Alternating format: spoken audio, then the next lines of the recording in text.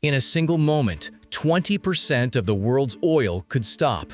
In a single moment, up to 20% of the world's oil supply could come to a halt, not because of a full-scale war, but because of a single decision in a single location, the Strait of Hormuz. But what is more dangerous is that this decision is not coming from Iran alone. It is also coming from Washington. And with Donald Trump entering the equation, the ceasefire has turned into a delayed explosion. The calm before the detonation. On the surface, everything appears calm. No images of massive explosions. No breaking headlines about full-scale bombardment. But this calm is not peace. It is anticipation. The silence before a major decision. The war has not stopped. It has transformed from a direct confrontation into a calculated standoff. Each side watches the other. Every move is measured. Every statement carries a hidden message. But in the background, something much bigger is taking shape. Something invisible in images, yet capable of determining everything. The strait that controls the world. The Strait of Hormuz is not just a maritime passage, it is the global energy valve. Millions of barrels of oil pass through it every day. Any disruption means rising energy prices, global inflation, economic pressure on every nation. That is why any movement there is considered a strategic action. In recent days, ships have begun moving more cautiously. Shipping companies are growing increasingly hesitant. Insurance costs have surged to unprecedented levels. Some tankers have chosen to stop rather than take the risk. And here, the world began to feel the real danger. The decision that changed everything. Amidst this tension, a decision emerged from Washington, a decision no one expected in this form. Donald Trump announced that the United States would begin securing navigation in the strait, words that may sound simple but carry enormous weight. This is not just protection. This is direct entry into one of the most sensitive conflict zones in the world. In simpler terms, Washington is saying, "We are here and we will determine what happens," and that alone changes the rules of the game. Tehran, this is escalation. The Iranian response came quickly and sharply. Tehran did not view the move as protection. It saw it as a violation of the ceasefire, a direct military intervention. The message was clear. Any U.S. military presence in the strait will be treated as a threat. And at that moment, tension escalated instantly, because this was no longer about statements. It became about the possibility of direct confrontation, ships against ships, forces against forces, in a region that cannot afford a single mistake. The deal that ignored the most dangerous file. At the same time, there was an attempt to end the war. Iran presented a proposal.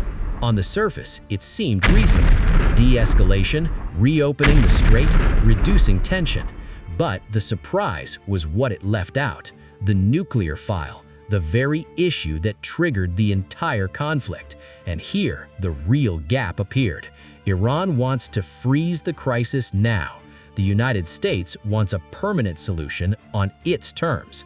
This difference is not minor. It is the core of the conflict itself. Trump, the man who changes trying to the make a rules good deal, daily. we're not going to let that This happen. is where the real story They've begins. got to make a bad Donald deal. Trump But does if not they make a speak deal in at all, one because frankly, direction. maybe we're better off not In making one a deal. day, he says, "We are close to a deal." Then, hours later, this deal is unacceptable. Then again, he threatens If the Nigerian escalation. government This continues is to not allow the killing contradiction. of Christians, This the is USA will strategy. immediately Pressure stop followed all by aid and de-escalation. assistance to Acceptance followed by rejection, to force the other side into making concessions. But the problem, this approach can spiral out of control. The economy begins a slow collapse. The war is no longer confined to the sea. It has reached the markets. Oil prices are rising. Financial markets are reacting nervously. Major corporations are reassessing their strategies. Global trade is directly affected. All of this without the strait being fully closed. So, what happens if it is? The result would be a massive price surge, economic pressure worldwide, and a crisis that could last for years. A world watching, unable to act. Major global powers understand the danger, but they are not intervening, not because they don't want to, but because they can't. Any direct involvement could make things worse, so the world watches, waits, and tries to avoid the worst-case scenario. But waiting is not a long-term solution. The countdown has already begun. All indicators point to one reality: time is running out. This level of tension cannot continue indefinitely.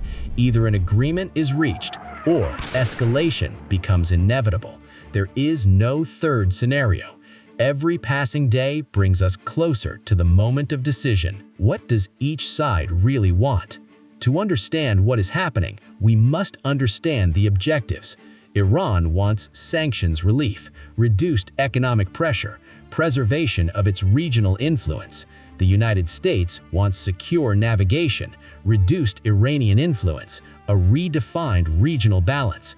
But the problem, these goals directly collide. The real danger right now is not miscalculation. The greatest danger right now is not war itself. It is miscalculation. A ship moves too close, an aircraft is misinterpreted, a rapid decision without coordination. Any of these could ignite a confrontation that no one intended. Why Trump's words matter so much? Because markets depend on them, policy depends on them, military decisions depend on them. When he says peace, markets stabilize. When he says escalation, everything shifts. That is why his statements are not just words, they are tools that shape the world. The world stands on the edge of one decision. The war may pause, but the conflict is far from over, because the real battle is not about fighting, it is about who defines what comes after. Donald Trump wants a deal on his terms.